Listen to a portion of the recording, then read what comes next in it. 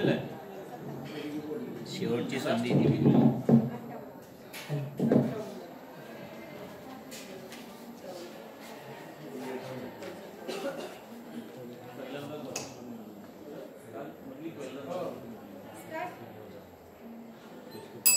नमस्कार मित्रांनो, Allen Turing नावाच्या शास्त्रज्ञाने 1950 साली the computer machineries and intelligence नावाचा निबंध लिहिलेला होता.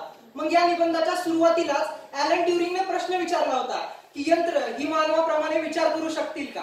आणि याच प्रश्नाचं उत्तर देत असताना मात्र निबंधाच्या शेवटी ॲलन ट्युरिंग असं म्हणतो की मुळात हा प्रश्नच निरर्थक आहे, कारण येणाऱ्या काळामध्ये यंत्र ही केवळ मानवाप्रमाणे विचारच करू शकतील असं नाही, तर या यंत्रांशी बोलणाऱ्या माणसांसाठी आपण नेमकं यंत्रांशी बोलतोय की माणसांशी बोलतोय हे ओळखणं सुद्धा पहिल्या 5 मिनिटांमध्ये तरी शक्य होणार नाही इतकी मानवी भाषेची हुबेहूब नक्कल करण्याचं काम यंत्र करतील. मग ज्या प्रकारे निसर्गाने मानवाची निर्मिती केली, अगदी त्याच प्रकारे मानवाने तंत्रज्ञानाची निर्मिती केली. परंतु उत्क्रांतीच्या याच इतिहासामध्ये बऱ्याच वेळा घडवल्या गेलेल्या गोष्टींनीच घडवणाऱ्यांचा घात केलेला होता. मग याच तंत्रज्ञानाचं एक अपत्य म्हणून समोर आलेली कृत्रिम बुद्धिमत्ता ही पुढे जाऊन मानवाचा घात करेल का ज्या मानवी हातांनी तिला घडवण्याचं काम केलं त्या मानवी हातांना धरून मानवाच्या प्रगतीला उंचावण्याचं काम करेल याची खात्री आपण देऊ शकत नाही.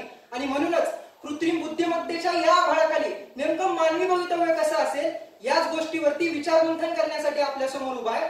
नमस्कार, मी स्पर्धक कोड क्रमांक 58 विषय मांडतोय कृत्रिम बुद्धिमत्ता आणि मानवी भवितव्य.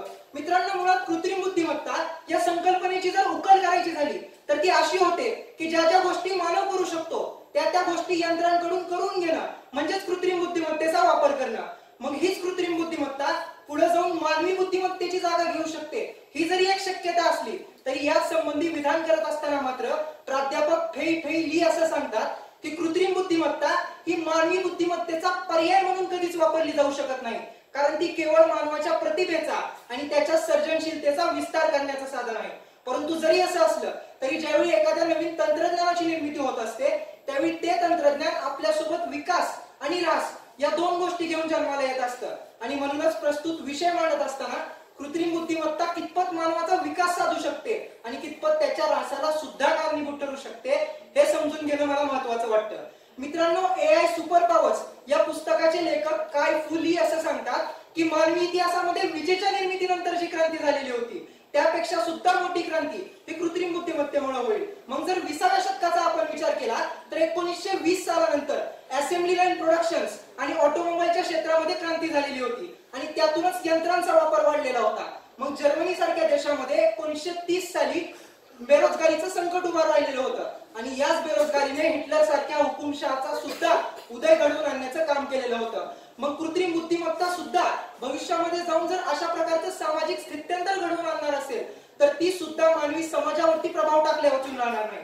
मग 2016 सालच्या ब्रिटनमधल्या निवडणुकांमध्ये सुद्धा कृत्रिम बुद्धिमत्तेमध्ये वापरल्या जाणाऱ्या विशिष्ट प्रकारच्या अल्गोरिथमचा वापर केला जातो आणि लोकांना त्यांच्या आवडीच्या क्षेत्रामध्ये कशा प्रकारच्या समस्या आणि धोके आहेत हे दाखवलं जातं आणि असं करून त्यांचं मतपरिवर्तन करण्याचं काम सुद्धा ज्यावेळी हीच कृत्रिम बुद्धिमत्ता करायला लागते त्यावेळी मात्र जगातली सगळ्यात मोठी राज्य व्यवस्था मानली जाणारी लोकशाही याच कृत्रिम बुद्धिमत्तेमुळे धोक्यात येऊ शकते ही शक्यताही आपण नाकारू शकत नाही.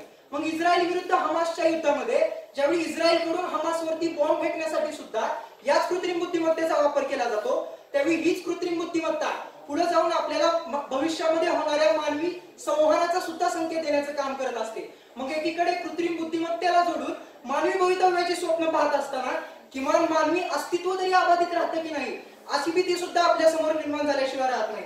मग स्वतःचा विकास स्वतःच करा या यांत्रिक तत्वानुसार विकसित होत जाणारी कृत्रिम बुद्धिमत्ता ही जर पुढे जाऊन मानवी बुद्धीला वरचढ ठरणार असेल तर यानुसारच द वर्ल्ड इकॉनॉमिक फोरमचा फ्युचर ऑफ वर्ल्ड हा रिपोर्ट सुद्धा असं सांगतो की येणाऱ्या काळामध्ये कृत्रिम बुद्धिमत्तेमुळे तब्बल 85 दशलक्ष इतक्या नोकऱ्या जातील, परंतु त्याच वेळी 97 दशलक्ष इतक्या नवीन नोकऱ्या निर्माण सुद्धा होतील. म्हणजे हा मानवी समाज ज्यावेळी एखाद्या संकल्पनेशी जोडून आपली गोष्ट सांगण्याचा प्रयत्न करत असतो त्यावेळी त्या संकल्पनेची गोष्ट समजून घेण्याचा तितकासा प्रयत्न तो कधीच करत नाही. परंतु जर तो प्रयत्न केलाच तर आपल्या असं लक्षात येईल की हीच कृत्रिम बुद्धिमत्ता ही ज्यावेळी संवादाच्या माध्यमातून कोणतीही भाषा सहज आत्मसात करू शकते त्यावेळी तिच्या या क्षमतेचा वापर करून आपण आदिवासी भागांमधल्या मुलांना त्यांच्या बोलीभाषेत भाषेमध्ये शिक्षण देण्याचं काम करू शकतो. इतकंच नाही तर जगाच्या पाठीवरती काळानुसार लोप पावत जाणाऱ्या कितीतरी बोलीभाषांचं संवर्धन सुद्धा याच कृत्रिम बुद्धिमत्तेच्या बाबतीत आपण करू शकतो. मग मुकी जनावरे असं म्हणून ज्या प्राण्यांच्या भाषेला आपण कायमचं मुकं केलं, अशा मुक्या जनावरांच्या भाषा सुद्धा मानवाला पुढे जाऊन या कृत्रिम बुद्धिमत्तेमुळे शिकायला मिळू शकतात. आणि जर वैद्यकीय क्षेत्राचा विचार करायचा झालं तर वैद्यकीय क्षेत्रामध्ये सुद्धा लॅटिन अमेरिका किंवा आफ्रिका सारखे देश ज्या ठिकाणी वैद्यकीय शिक्षणाची कमतरता आहे, अशा ठिकाणी वैद्यकीय निदान करण्यासाठी सुद्धा या कृत्रिम बुद्धिमत्तेचा वापर केला जाऊ शकतो. आणि एकंदर जर देशाच्या अर्थव्यवस्थेचा विचार करायचा झालं तर मुस्तफा सुलेमान नावाचा अर्थशास्त्रज्ञ असं म्हणतो की 2008 सालचं आर्थिक संकट हे आपल्याला येताना जाणवलं नाही, परंतु त्या काळी जर कृत्रिम बुद्धिमत्ता अस्तित्वात असती तर ते संकट आपण अगोदरच ओळखू शकलो असतो. मग ही सगळी जरी कृत्रिम बुद्धिमत्तेच्या वापराची काही उजवी मापा असली तरी सुद्धा विषयाचा निष्कर्ष पूर्ण करत असताना मात्र मला असं वाटतं की मानवाच्या हातामध्ये जरी तंत्रज्ञानाची निर्मिती असली तरी त्याच्या परिणामांची शाश्वतता ही माणूस कधीच देऊ शकत नाही. मग कृत्रिम बुद्धिमत्ता हे मानवी भवितव्यासमोरचं केवळ एक आव्हान आहे, परंतु अशी कितीतरी आव्हानं मानव स्वतःच्या भविष्यामध्ये तंत्रज्ञानाच्या माध्यमातून निर्माण करत असतो. मग मानवी जीवनाची हीच बाजू मांडत असताना रामधारी सिंह दिनकर सुद्धा त्यांच्या कवितेमध्ये असं सांगतात की मानव स्वतःच्या आयुष्यामध्ये समस्यांची निर्मिती करतो आणि त्यामध्ये स्वतःच गुंतत जातो. परंतु या कवितेचा शेवट मात्र ते अतिशय सुंदर करतात की स्वर्ग के सम्राट को जाकर खबर करते, रोज ही आकाश चढ़ते जा रहे हैं वे, रोकिए जैसे बने इन स्वप्न वालों को, स्वर्ग की ही ओर बढ़ते जा रहे हैं वे. आणि म्हणूनच कृत्रिम बुद्धिमत्ता ही किती जरी विकसित असली तरी ती मानवाप्रमाणे स्वप्न मात्र पाहू शकत नाही, परंतु मानव मात्र तिचा वापर करून आपल्या भविष्यातल्या स्वप्नांचा स्वर्ग सर करण्याचं काम करेल. हाच माफक आशावाद. मनपूर्वक धन्यवाद.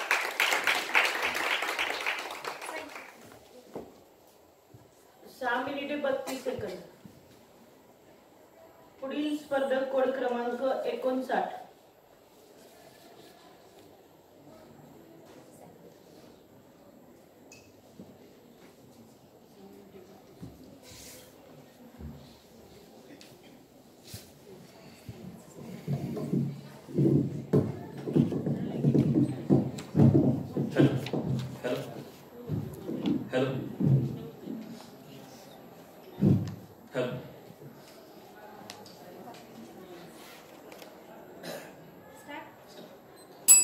मित्रो नमस्कार. महाराष्ट्रासारख्या कलांनी समृद्ध असलेल्या राज्यातली लावणी ही लोककला नेहमीच रसिकांच्या काळजाला हात घालते.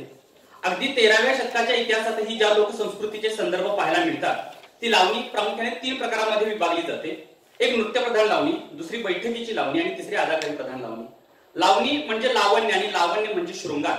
पण या सर्व अदांनी शृंगारांनी मिश्किलीने बहरलेल्या लावण्यांपेक्षा एक वेगळी लावणी आपल्याला जब्बार पटेल दिग्दर्शित एक होता विदूषक या चित्रपटामध्ये पाहायला मिळते. आनंद मोडक यांनी संगीतबद्ध केलेली, आशा भोसले, देवकी पंडित यांच्या गोड गळ्यांनी गायलेली, लक्ष्मीबाई कोल्हापूरकर यांनी नृत्य दिग्दर्शन केलेली आणि मधु कावीकर यांनी तितक्याच आत्मीयतेने पडद्यावर सादर केलेली ती लावणी वेगळी ठरली ती नादो महानोर यांच्या शब्दामुळे. सामान्यतः लावणीमध्ये स्त्री सौंदर्याचं वर्णन करून शृंगार असाला अधिक महत्व दिलं जातं, परंतु नादो महानोरांनी मात्र बाहेरील निसर्ग, त्यातून मनात उमटणाऱ्या रंगछटा, भावछटा आणि त्यातून व्यक्त होणारा शृंगार असं निसर्ग, मनोभाव आणि शृंगार यांचं समीकरण जुळवत जे शब्द लिहिले ते भरला आभाळ पावसाळी पाहू ना ग बाई, श्रावणाचं ऊन मला झेपेना, पिवळ्या पंखांचा पक्षी नाव सांगेना. आदांनी मोहरलेल्या लावणीला निसर्गाच्या अलंकाराने शृंगारित करणाऱ्या महानोरांसारख्या एका प्रतिभा संपन्न साहित्यिकाच्या वहीची पानं उघडताना नमस्कार. स्पर्धक क्रमांक 59 विचारपीठावर आपणासमोर विषय चिंतन करतोय भुई आणि नभाला चैतन्य देणारा रानकवी नादो महानोर. या नभाने या भुईला दान द्यावे आणि या मातीतुरी चैतन्य गावे, कोणती पुण्य अशी येती फळाला, जोंधळ्याला चांदणे लगडून जावे. अशी संपूर्ण सुंदर आणि नवीन शब्दकळा निसर्गाच्या आशय गर्भरूपे मराठी साहित्यात पहिल्यांदा अवतरली ती नामदेव धोंडो महानोर यांच्या साहित्याच्या माध्यमातून. महाराष्ट्रातील औरंगाबाद आणि जळगावच्या सीमारेषेवर असणाऱ्या पळसखेड्या गावी जन्मलेल्या नादो महानोर यांना कवितेची गोड लागली ती शेंदुर्णीच्या शाळेमध्ये. पुढे जळगावच्या मुळजी जेठा महाविद्यालयामध्ये कला शाखेत प्रवेश घेतल्यानंतर तिथल्या साहित्यिक असणाऱ्या प्राध्यापकांकडून त्यांना प्रोत्साहन मिळत होते, परंतु घरातील काही अडचणींच्यामुळे त्यांना आपलं शिक्षण सोडावं लागलं आणि ते शेतीकडे वळाले. याच कालखंडामध्ये महानोर दिवसभर शेतातील कामं करून रात्री रानातल्या झोपडीमध्ये कंदिलाच्या प्रकाशामध्ये पुस्तकं वाचायचे. स्वतः नादो महानोर म्हणायचे की माझं पहिलं प्रेम शेती आहे. शेती म्हणजे भुई रुजवण्याची कला. जगाचं उदरभरण करण्यासाठी निसर्गानं माणसाला दिलेलं वरदान आणि इथल्या शेतीची सेवा करणारे शेतकरी बळवंत म्हणजे साक्षात ईश्वर. सध्या असणाऱ्या शेतीतील अडचणी सोडवत विकासाची गंगा महाराष्ट्रातल्या प्रत्येक शेतकऱ्याच्या शेतापर्यंत पोहोचावी म्हणून विधान परिषद सदस्य असताना त्यांनी प्रयत्न केले. परंतु या रानातून वावरत असताना या रानाशी या शेताशी झालेलं सायुज्य जे शारीरिक आणि भावनिक अशा दोन्ही स्वरूपाचं होतं ते त्यांच्या कवितेतून व्यक्त झालेलं आपल्याला पाहायला मिळतं. या शेताने लळा लावला असा की सुख दुःखाला परस्परांशी हसलो रडलो, आता तर हा जीवच अवघा असा जखडला. मी त्याच्या हिरव्या बोलीचा शब्द झालो. किंवा रानातल्या झोपडीतून सकाळ पाहत असताना धुक्यात नाली पहाट ओली क्षितिजावरती चंद्र झुले आणि नभात भिजल्या केशर्याचे रंग फुलावर उधळले. अशा सुंदर शब्दांच्या मांडणीतून नादो महानोरांनी वारंवार सिद्ध केलं की त्यांना उगाचच रानकवी किंवा निसर्ग कवी म्हटलं जात नाही, तर स्वतः रानात जगणारे, रानाच्या बांधावर बसून रानाला आपल्या शब्दात उतरवणारे, नभाला आणि भुईला चैतन्य देणारे कवी म्हणजे कवी नादो महानोर. त्यांच्या कापूस खोडवा, या शेताने लळा लाविला, रानातल्या कविता, शेती आत्मनाश व संजीवन अशा प्रत्येक साहित्यामधून आम्हाला त्यांच्यातला शेतकरी कवी पाहायला मिळतो. नादो महानोरांचे लिखाण हे खास करून निसर्गावर आधारित होतं. निसर्गाची भाषा बोलणारे, निसर्गाशी संवाद साधणारे आणि रसिकांचं बोट धरून त्यांची निसर्गाशी मैत्री घडवून देणारे कवी नादो महानोर. त्यांच्या रानातल्या कविता हा पहिला कविता संग्रह प्रकाशित झाला ज्यानं त्यांना मराठी साहित्यामध्ये एक महत्वाचं स्थान निर्माण करून दिलं. विस्तीर्ण नदीचा काठ पसरली दाट फुलांची नक्षी, गर्दीत हरवली वाट पुढी सैराट बावरा पक्षी, पाण्यात एक सावली हले बाहुली थरकते ऊन, ही मालधन गाते गान चंद्रमाळून बहकते रान. अशा सुंदर शब्दांच्या माध्यमातून नादो महानोरांनी निसर्गाचं वर्णन केलं. त्यांची हीच प्रतिमा लक्षात घेऊन चित्रपटातील गाण्यांच्या माध्यमातून निसर्ग मांडण्याची संधी त्यांच्याकडे चालून आली. रानातल्या कविता सर्वत्र गाजत असताना एके दिवशी मंगेशकर कुटुंबियांच्याकडून त्यांची स्वतःची निर्मिती असणाऱ्या जैत रे जैत या चित्रपटासाठी गाणी लिहिण्याचा प्रस्ताव नादो महानोरांच्याकडे आला. जब्बार पटेल चित्रपटाचं दिग्दर्शन करणार होते. या चित्रपटामध्ये मोहन आगाशे, स्मिता पाटील, निळू फुले यांसारखे मातबर कलाकार काम करणार होते. संगीत हृदयनाथ मंगेशकर देणार होते आणि गाणी अर्थातच लता दिदी गाणार होत्या. हृदयनाथ मंगेशकर आणि लता मंगेशकर यांनी हा चित्रपट संगीतमय करण्याचं ठरवलं. त्यासाठी त्यांना तब्बल 16 गाणी हवी होती आणि ही गाणी लिहिण्याची जबाबदारी त्यांनी नादो महानोरांच्यावर सोपवण्याचं ठरवलं. परंतु या दिग्गजांची नावं ऐकून आपल्याला हे जमणार नाही असा नम्र नकार महानोरांनी कळवला. परंतु लता दिदी आणि हृदयनाथजी आपल्या म्हणण्यावर ठाम होते. त्यांनी आपल्या घरी प्रभुकुंज मध्ये नादो महानोरांना 3 दिवस कोंडून ठेवलं आणि या जबाबदारीच्या भानातून महानोरांनी निसर्गाचं एक नवीन रूप इथल्या चित्रपटसृष्टीला खऱ्या अर्थाने दाखवलं. नभ उतरू आलं चिंब थरथरण आलं अंग झिम्माड झाले हिरव्या बहरात, किंवा जांभूळ पिकल्या झाडाखाली ढोल कुणाचा वाजजी, किंवा असं एखादं पाखरू वेल्हाळ, किंवा लिंगोबाचा डोंगूर आभाळी गेला, अशी तब्बल 16 गाणी त्यांनी जैत रे जैत या चित्रपटासाठी लिहिली.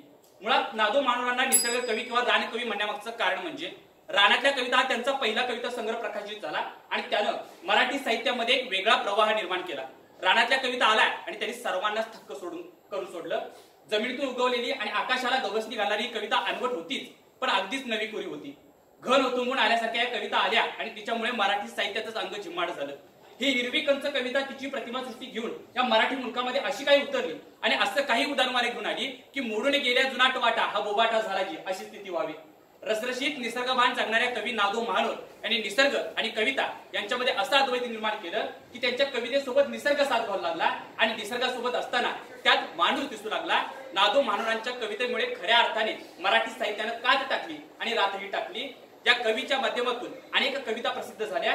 या जांभळ्या लुगड्यात तू अशी दिसतेस की मोहाच्या झाडालाही मोह व्हावा, अशी सुंदर शब्दकळा आणि प्रतिभासृष्टी असणारा बाजिंदी मनमानी करणारा कवी म्हणजे कवी नादो महानोर. अर्थात भुईनभाचं चैतन्य मांडत असताना तिथल्या शेतीची उदासीनता सुद्धा त्यांनी मांडली. पोरा बाळांच्या डोळ्यामध्ये आसू रुखे सुखे, दुःखांतात गण गोत पार झालेले पारखे, खेडोपाडी मोडलेल्या कुणब्यांना गर्भवास, तुका उडून जाताना देहू निरभ्र उदास, अशा शब्दांमध्ये त्यांनी शेतीचं भयान वास्तव सुद्धा मांडलं. आज मानवरांसारखा प्रतिभा संपन्न साहित्यिक आपल्यामध्ये नाही. खऱ्या अर्थाने या भावनेने हिंदोळा आभाळावर होतो. परंतु चिंब पावसानं राणा आबादानी झालेला असताना आणि मनही पावसाळी झालेला असताना इथला मुक्काम हलवणं हे त्यांच्या प्रकृतीला साजेल असतं. या नभाने या भुईला दान दिल्यानंतर इथल्या मातीतून चैतन्य गात असताना जोंधळ्याला चांदणे लगवून जाणे हे स्वाभाविकच. बाहेर जीवाच्या आकाराने पाऊस कोसळत असताना ज्यावेळी महानोरांच्या निधनाची वार्ता इथल्या रसिकांच्या काळजापर्यंत पोहोचते त्यावेळी खऱ्या अर्थाने त्यांच्या मनामध्ये नभ उतरून येतात. भोवतालशी नातं सांगणाऱ्या कवीनं कधीच शब्दांचा फुलोरा फुलवला नाही, उलट जगलो तेच लिहित गेलो असं नम्रपणे म्हणणाऱ्या कवीला शेवटी त्याच्या शब्दामध्ये आदरांजली अर्पण करता इतकंच. पीक करपलं पक्षी दूरदेशी गेलं, गळणाऱ्या झाडांसाठी मन थंबलं, वेढून नेणारी रित्या नभी वाटा हुळ, असं म्हणतं वेटाळून काळ्या गती कळ, कोवल्या गर्भाला जन्म आधी वनवास व मालवला दिस. मनपूर्वक आभार. 7 मिनिटे 5 सेकंद.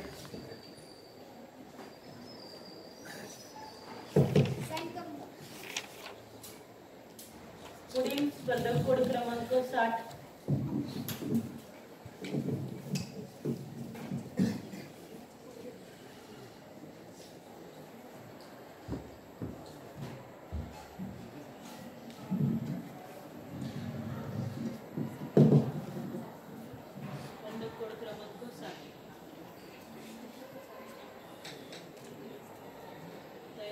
येस.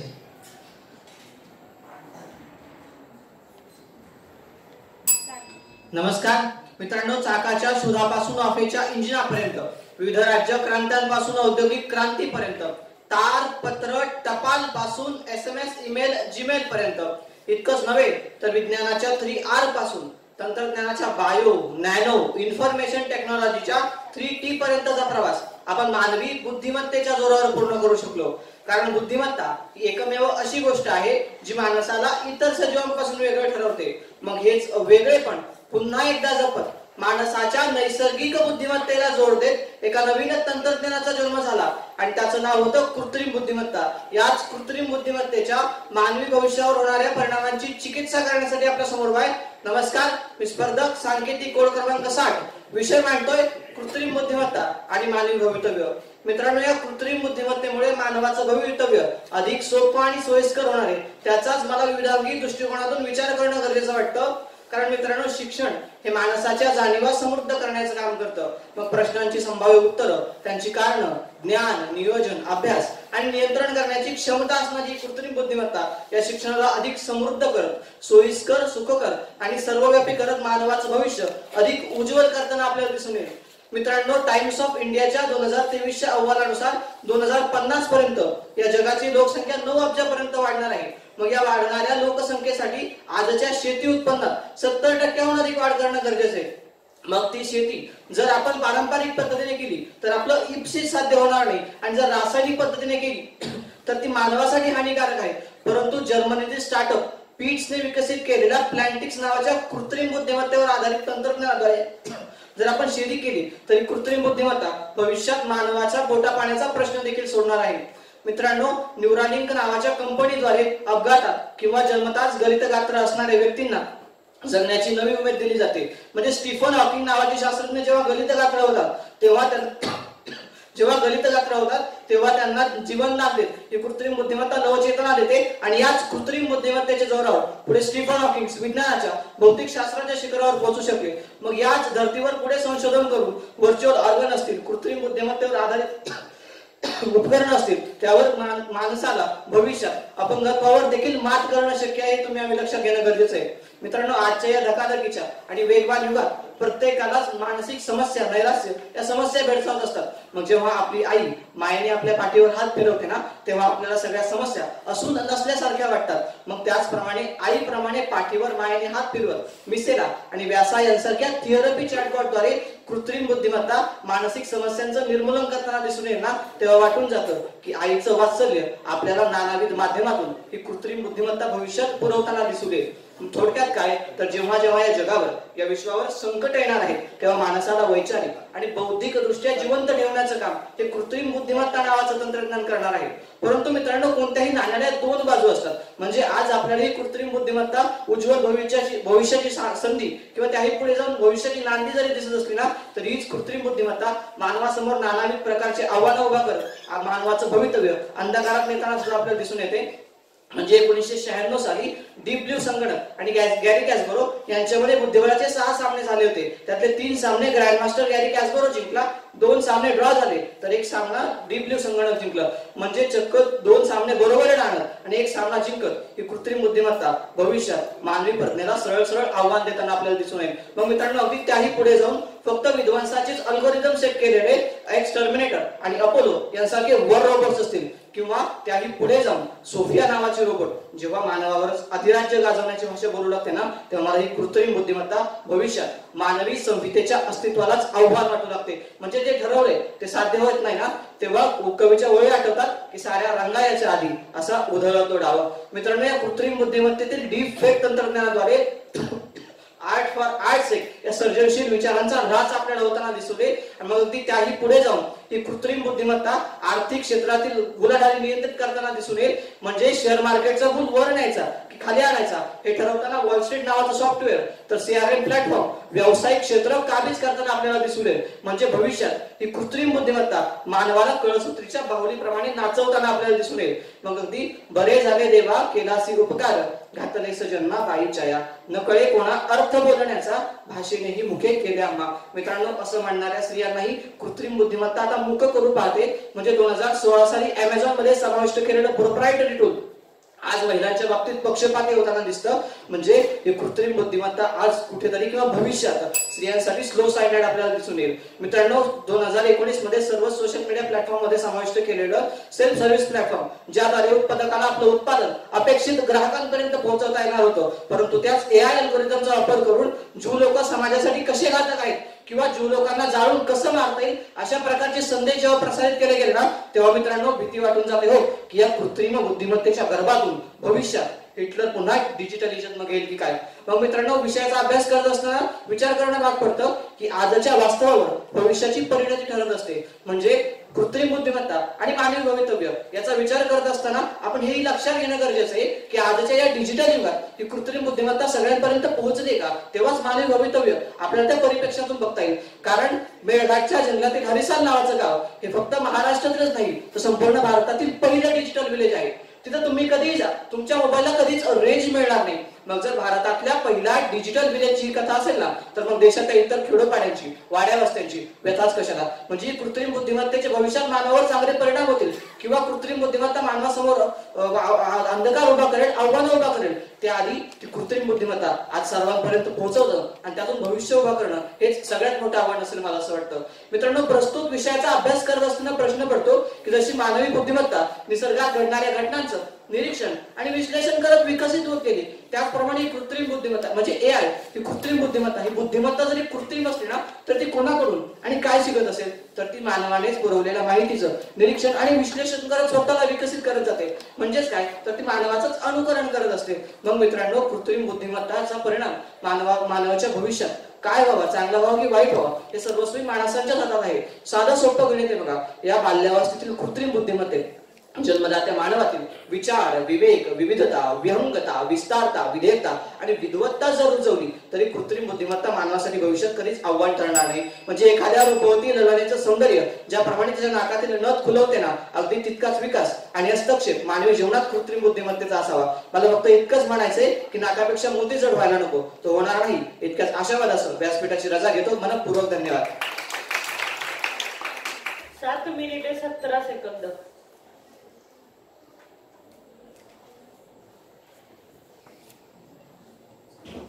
पुढील स्पर्धक कोड क्रमांक 61. 62 तयारीत राहायचंय. स्पर्धक कोड क्रमांक 62 याने तयारीत राहायचं आहे.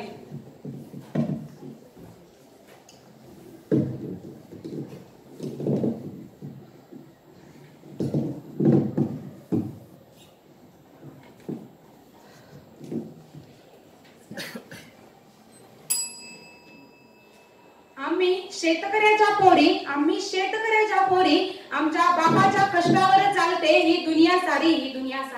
नमस्कार मंडळी, माझा कोड क्रमांक 61. मी आज तुमच्या समोर विकसित भारतात शेतकऱ्यांचे भवितव्य या विषयावर माझे मनोगत व्यक्त करीत आहे. आज भारतात 2047 पर्यंत एक विकसित भारत होण्याचा संकल्प केला जात असून आज शेतकऱ्यांचे भवितव्य यावर सगळ्यांनी लक्ष केंद्रित केले पाहिजे. आज जरी आपण एक विकसित भारत, आज आपण नवीन तंत्रज्ञान जरी विकसित करत असलो तरी सगळ्यांना विसरून चालणार नाही की आज जरी माणूस तंत्रज्ञान विकसित करत असला तरी त्यामागे एक शेतकरी याची भावना आणि तो करत असलेला कष्ट हे विसरून चालणार नाही. आज जरी शेती आणि शेतकरी हा एक जगण्याचा गाभा मानला जात असला तरी आज आपण शेती करत असताना त्यामध्ये कष्ट करण्याची जिद्द ही फक्त शेतकऱ्यामध्ये असली पाहिजे आणि ती फक्त शेतकऱ्यामध्ये नसते. कोणी डॉक्टरचा मुलगा म्हणत नाही की मी शेतकरी होणार किंवा भलेही तो शेतकऱ्याचा मुलगा असला तरी तो म्हणत नाही की मी आज शेतकरी होणार. आई बाप आपल्याला शिकवत असतात. म्हणजे एक शेतकरी बाप असला तरी तो आपल्यावर एक शेतकरी बाप हा आपल्या मुलांना खूप मोठी स्वप्न दाखवतो, पण कधीच आपले आई वडील शेतकरी आई वडील म्हणत नाहीत की माझा मुलगा आज शेतकरी हो.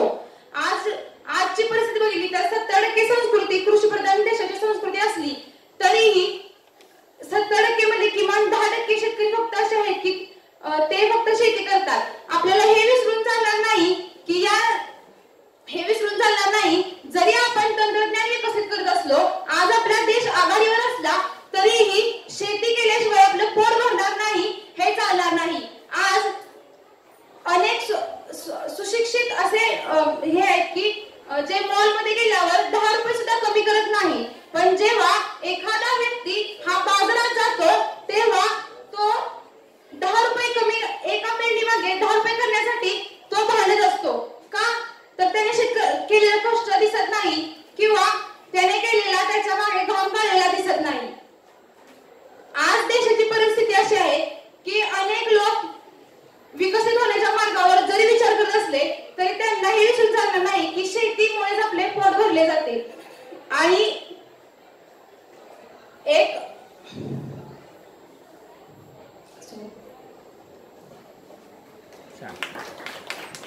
3 मिनिटे.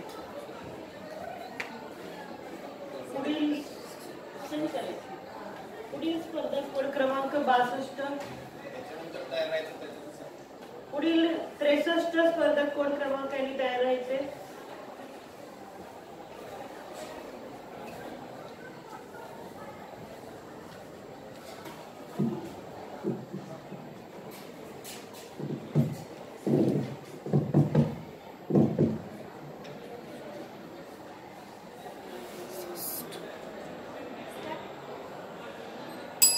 काळ्या मातीतून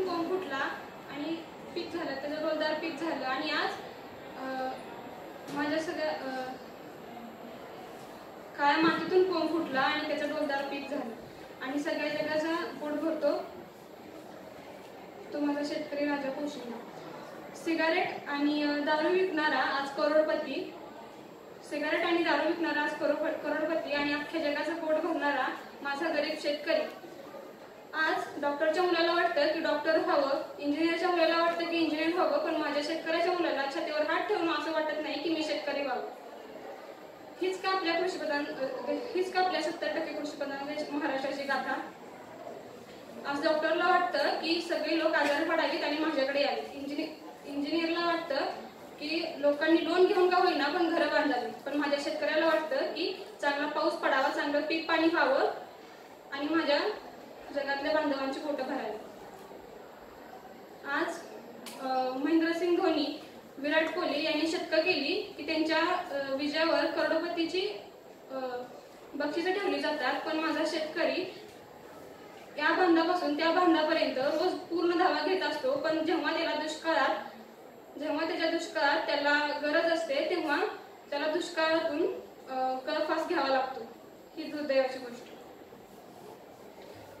सरकार मार्फत मी एवढंच म्हणेन की माझ्या शेतकरी बांधवांना सवलती देण्यापेक्षा त्यांच्या पिकांना योग्य तो भाव द्या.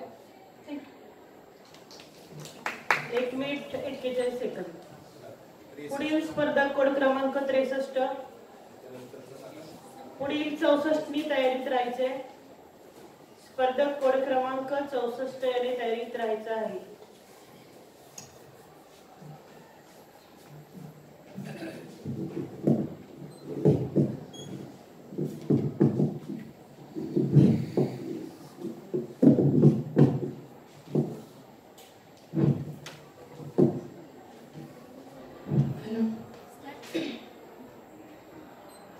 नमस्कार, मी स्पर्धक कोड क्रमांक 63 आपल्या समोर विषय मांडते. चला आनंद वाटूया. मोठ्या लेखकांना सुद्धा ज्या विषयावरती लिहायला पुस्तकं कमी पडली अशा विषयावरती 7 मिनिटात बोलणं तसं कठीण आहे, म्हणून चरख्यावर बोलण्यात वेळ वाया न घालवता थेट मुद्द्यावर येते. आनंद या शब्दाचा कालपासून आपण भाषणांमधून खूप जणांनी अर्थ सांगण्याचा प्रयत्न केला, पण प्रत्येकाच्या लेखी आनंद या गोष्टीची व्याख्याच वेगळी आहे. आनंद बाहेर शोधण्यात काहीच आनंद नाहीये, आनंद अंतर्मनात शोधण्यात आनंद आहे. आता म्हणाल कसं? मला सांगा, ज्यावेळेस रेल्वेचं तिकीट काढतो, रेल्वेमध्ये प्रवास करतो आणि टीसी तिकीट चेक करायला येतो, त्यावेळेस माहित असतं तिकीट कोणत्या खिशात ठेवले तरी खालचे सगळे किस्से चापतो आणि मग वरच्या खिशात हात घालतो आणि मग तिकीट काढतो. मग जर माहीत होतं वरच्या खिशात तिकीट ठेवलंय तर सगळे खिसे चापायची गरज काय होती? तसं आपलं झालंय. आनंद आपल्या अंतर्मनामध्ये आहे हे माहीत असून आपण आनंद बाहेर शोधतोय. मग काही लोकांची आनंदाची व्याख्या अशी होते की समोरच्या माणसाला आनंद वाटणं म्हणजे त्याच्या चेहऱ्यावरती स्मित हास्य येणं म्हणजे आपण आनंद वाटला असं. नाही, हसतं कुणीही पण त्या हसण्यामागे त्याला आनंद झाला असं म्हणू शकत नाही. मग आनंद नेमका कसा मला सांगा. ज्यावेळेस खूप दिवसातून आईला भेटल्यावरती कडकडून मिठी मारून तिच्या काळजातून आपल्या काळजाच्या धस्स अशी वीज चमकल्यासारखं होतं ना, तो आनंद. बाबांना आपला मुलगा मोठा ऑफिसर झाल्यानंतर आपल्या कष्टाची जाणीव ठेवून यानं आपलं नाव मोठं केल्यावर होतो ना, तो आनंद. भावानं बहिणीचं प्रेम तिच्या समोर रडून व्यक्त केल्यावर होतो ना, तो आनंद. एखाद्या आजीला तिच्या नातवाने काहीतरी भेट आणली म्हणून होतो ना, तो आनंद. एखाद्या अनाथ मुलाला आई वडील भेटले, एक आधार भेटला म्हणून होतो, तो आनंद.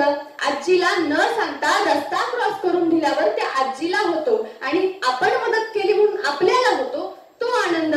मुक्या जनावरांच्या व्यथा समजून त्यांच्या अडचणी सुधारण्याचं आपण जेव्हा काम करतो त्यावेळेस आपल्या मनाला वाटतो ना, तो आनंद. त्याला म्हणतात खरा आनंद. पण आजकाल लोकांची आनंदाच्या बाबतीत व्याख्या इतकी विचित्र झाली आहे की आनंदासाठी माणसं काहीही करतात. म्हणजे आयुष्यभर कष्ट आपण करायचे, पैसे आपण जमा करायचे, पै जोडून आपण गाडी घ्यायची, बंगला घ्यायचा. पण त्या आनंदाच्या गोष्टीचा आपल्याला आनंद खरा कधी होतो माहितीये का? ज्यावेळेस आपला मित्र, आपल्या शेजारचे आणि आपले नातेवाईक आपल्या या यशावरती जळतात हे आपल्याला कळतं, त्यावेळेस खरा आनंद. नाहीतर कसला आनंद. आणि ज्या वेळेस माणसाला असं कळतं की हा माणूस आपल्यावरती जळतोय त्यावेळेस आतून ज्या उकळ्या फुटतात ना, तो खरा आनंद. बरोबर ना? आता मला सांगा, ज्या वेळेस आपण आता माझ्यासारखी सतसत विवेक बुद्धी वापरणारी लोक मग असं म्हणतात की ह्या लोकांना आनंद जर वाटायचा असेल तर मग त्यांना आपण जळतोय असं दाखवायचं का? तर नाही. पूर्वीच्या काळामध्ये ज्यावेळेस पाहुणे घरी यायचे त्यावेळेस घरी आलेले पाहुणे आपल्या आईला प्रश्न विचारायचे, कसं काय मग, बरं आहे ना, मुलं बाळा कशी आहेत, कसं चाललंय. यामध्ये त्यांचं आपल्यावरचं प्रेम दिसून यायचं. पण आजकाल माणसं साधनांमध्ये आनंद शोधायला लागली आणि मोबाईल स्विच ऑफ पडला म्हणून घराकडे वळायला लागली आणि घरी आल्यानंतर पहिला प्रश्न विचारायला लागली, तुमच्याकडे चपट्यापींचा चार्जर आहे का? हा माणूस आपल्या घरी आला का तर याचा मोबाईल स्विच ऑफ पडला, याचा मोबाईल स्विच ऑफ आहे म्हणून हा दुःखी आहे. मग याच्या आनंदाचं साधन याचा मोबाईल आहे. मग मला सांगा, आनंद वाटायचं म्हणजे यांना चार्जर वाटत फिरायचं का? नाही. आता मला सांगा, जर यांना आनंद या साधनांमध्ये सापडत गेला तर आपण कितीही ओरडून सांगितलं की आनंद अंतर्मनात शोधा, आनंद वाटत चला, तरी कुणीही आनंद वाटणार नाही. साक्षात ज्ञानेश्वर महाराजांनी त्यांच्या अभंगामध्ये सांगितलं, अवघाचे संसार सुखाचा करीन, आनंद भरीन तिन्ही लोके, भरला का आनंद? नाही ना. कारण आनंद जरी संतांनी त्यांच्या वाङ्मयातून वाटायचा प्रयत्न केला तरी आपल्याला तो आनंद घ्यायचाच नाही. मग आपण कितीही प्रयत्न केले, कितीही डोकं फोडलं तरी ते ऐकणार नाही. शेवटी मूर्खश्च गात्राणी वर्धंती किंतु ते शम्यानं न वर्धंती म्हटल्यानंतर आपण कितीही सांगा, कितीही ओरडा, आनंद घेणं आपल्या हातात आहे. आपण आहे त्यात आनंद शोधू शकतो, आहे त्यात आनंदी राहू शकतो. मग माझ्या मनाप्रमाणे जर चला आनंद वाटूया, यामध्ये संतांची, महंतांची, नेत्यांची, महान कवींची उदाहरणं घेण्यापेक्षा आपण आपल्या आजूबाजूचं आयुष्य जर अनुभवलं किंवा त्याच्यामधला विचार जर केला तर असं लक्षात येतं, चला आनंद वाटूया. मिळालेलं मौल्यवान आयुष्य आहे त्या पद्धतीने आहे तसं जगूया, हवं ते करूया, हवं तसं वागूया, पण मग इतरांना पण त्यांच्या मनाप्रमाणे वागू देऊया ना. चला आनंद वाटूया. कशाला हवीत भांडण आणि तंटा? कशाला हवीत भांडण आणि तंटा? आहे त्यात आनंद मानून मोठ्या मनाने त्यांना माफ पण करूया. वेळ येत नाही हो, वेळेला ओढून आणूया. सुखात दुःखाची आणि दुःखात सुखाची साथ आहे असं आठवून आनंदाने जगूया. चला आनंद वाटूया. कशाला बंधनं आणि मर्यादा पाळता? एकच आयुष्य आहे, जगून घेऊया ना. मग कशाला आनंदात आपण दुःखाची आठवण काढून परत परत झुलत बसूया. चला आनंद वाटूया. असं म्हणतात की देव शोधला तरी सापडतो, पण मला वाटतं की मनाने मानला तरच देव सापडतो. मग तसंच हे आनंदाचं, आनंद शोधत बसण्यापेक्षा आहे त्यात आनंदी राहूया. चला आनंद वाटूया. छोटीशी कन्सेप्ट, छोट्याशा मनाने आपल्याला वाटेल त्या पद्धतीने आनंद वाटत, आनंदाने जगत आणि आपल्या चेहऱ्यावरचं स्मित हास्य समोरच्याला पाहून, त्याच्या चेहऱ्यावरचं स्मित हास्य पाहून मनातच आनंदी होऊया. चला आनंद वाटूया. धन्यवाद. 6 मिनिटे 7 सेकंद. पुढील स्पर्धक कोड क्रमांक 64. स्पर्धक कोड क्रमांक 65 याने तयारीत राहायचं आहे.